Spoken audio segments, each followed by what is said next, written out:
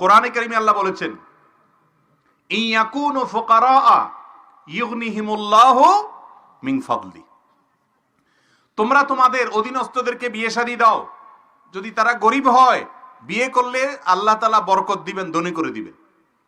ওমর রাদিয়াল্লাহু তাআলা আনহু বলেছেন, আজাবান লিমান তালাবাল গিনা মিন গায়রি নিকাহ। ওই ব্যক্তিরে দেখে আমার খুব আশ্চর্য হয় যে ধনী হইতে চায় অথচ বিয়ে করে না। তার মানে বিয়ে করলে কি হবে? আর আমাদের দেশে এখন অভিভাবকরা সবাই ছেলে মেয়েকে বিয়ে দেয় না, কয় আগে নিজের পায়ে দাঁড়া। আরে ভাই, সে কি আরেকজনের পায়ে দাঁড়ানো আছে নাকি? বলো যে নিজের পায়ে দাঁড়া। এই নিজের পায়ে দাঁড়ানোর এটা ব্যাখ্যা দিয়ে শেষ করা কঠিন।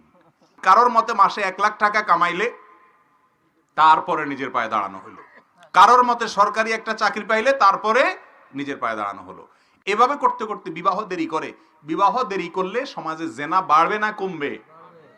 বাড়বে। ভালো করে শুনে রাখেন মুরব্বীরা, নিজের ছেলেকে মেয়েকে সময় মতো বিয়ে দিতে যদি গড়িমসি করেন, তথাকথিত পায়ে দাঁড়ানোর অপেক্ষা করে, মনে রাখবেন ছেলে মেয়ে যদি দেরিতে বিয়ে দেওয়ার কারণে আকাম কুকাম করে গুনাহে লিপ্ত হয়, আপনারা দায়ী থাকবেন মুরব্বীরা, অভিভাবকরা। অতএব বিয়ে বিলম্ব করবেন না, বিয়েকে সহজ করুন, জেনার পথ বন্ধ হবে। বিয়ে কঠিন করবেন, জেনার পথ সহজ হবে। ঠিক না? ঠিক। অতএব বিয়ে সহজ করতে হবে, আল্লাহ তাআলার নির্দেশ এটা।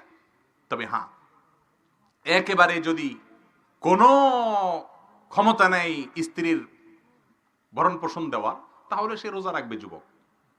কথা বুঝে আসছে? কিন্তু কোনো মতে যদি ডাল ভাতের ব্যবস্থা করতে পারেন, আলহামদুলিল্লাহ।